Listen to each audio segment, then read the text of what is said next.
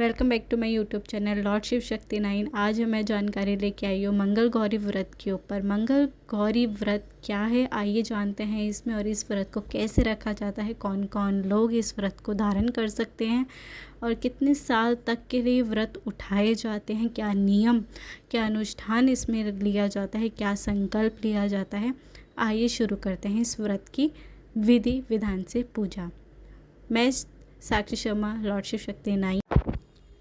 माँ मंगल गौरी के जो व्रत रखे जाते हैं वो माँ पार्वती के लिए रखे जाते हैं, वही उनका रूप है। 8वां रूप माँ महागौरी के नाम से जानी जाती हैं, जिनके ये मंगल गौरी व्रत के व्रत रखते हैं। विधि विधान से इनकी पूजा की जाती है। वैवाहिक जीवन में सुख समय बना रहे इसलिए वैवाहिक महिलाएं इनका व्रत उठाती हैं, और अविवाहित महिलाएं अच्छे वर की कामना के लिए ये व्रत उठाते हैं, क्योंकि माँ पार्वती महादेव जी से सारी मनोकामनाएं अपने भक्तों की पूर्ण करा लेती हैं, क्योंकि शिव जी माँ पार्वती की हर एक बात सुनते हैं।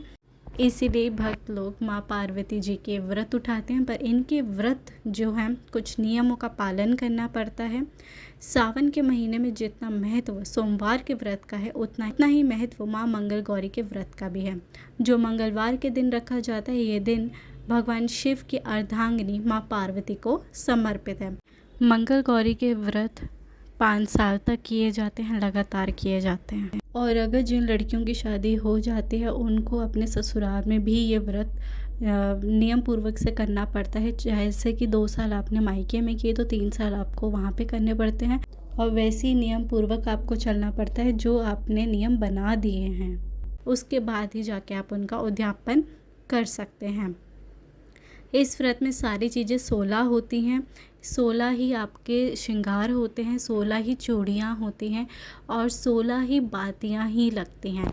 जब आप आरती करते हैं तो इसमें आपको विशेष ध्यान देना है कि आप जो आटा है उसकी दिया बना के आपने माता को दिया लगाना है। 16 ही आप दिए बनाएं और उनमें अलग अलग बातियाँ लगाएं। उसमें सिंदूर ज़रूर डालें और एक लौंग डालें, और फिर माता की आरती करें, व्रत की कथा करें। और ये व्रत जो रखे जाते हैं ये खास तौर करके मीठे व्रत रखे जाते हैं। इस व्रत में भूल कभी नमक का सेवन नहीं करना है। इसमें आपने सिर्फ मीठा ही सेवन करना है, वो भी एक टाइम। अगर हो सके तो फलाहार रखें, नहीं तो आप एक टाइम भोजन कर सकते हैं रात के समय में आरती और पूजा होने के बाद में।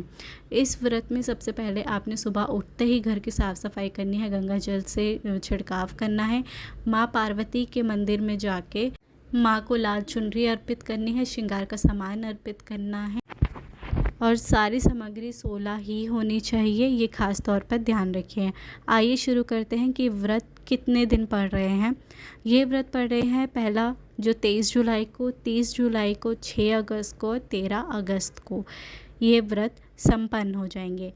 और इस व्रत के दौरान आपने अपने घर में जब आप मंगलवार होंगे इस दिन आपने जल्दी उठकर अपने जो मंदिर होगा उसमें लाल चौकी बिछाइए, माँ पार्वती जी को विराजमान करिए, उनकी प्रतिमा है तो प्रतिमा को रखिए, तस्वीर है तस्वीर को रखिए। उसके बाद आपने इस व्रत के दौरान आपने माता को फल, पान, सुपारी, लौंग, इलायची, सुहाग की सामग्री अर्पित करें। पूजा में सभी चीज़ें 16 होनी चाहिए, ये ज़रूर ध्यान रखिएगा। उसके बाद आपने आटे से बने दीपक 16 बाती जलाकर आपने माता की पूजा करनी। ये शाम की पूजा है। इस व्रत की कथा करिए और उसके बाद माता की आरती उतारिए। उन्हीं 16 बातियों के साथ मंत्र जाप ज़रूर करिएगा। माता का मंत्र जो है वो है सर्वमंगल मांगल्ये शिवे सर्वार्थ साधिके शरण्य त्र्यंबके गौरी नारायणी नमोस्तुते। ये मंत्र माता का किया जाता है। इसको आप 11 बारी 51 बारी आप चैंट कर सकते हैं, मंत्र जाप कर सकते हैं, 108 बारी भी आप कर सकते हैं। और व्रत कथा करना ना भूलिएगा, व्रत कथा ज़रूर करनी है। उसके बाद माता की आरती ज़रूर करिएगा। आशा करती हूँ ये जानकारी आपको अच्छी लगी होगी। जय शिव शक्ति, हर हर महादेव। फिर मिलती हूँ नई वीडियो के साथ।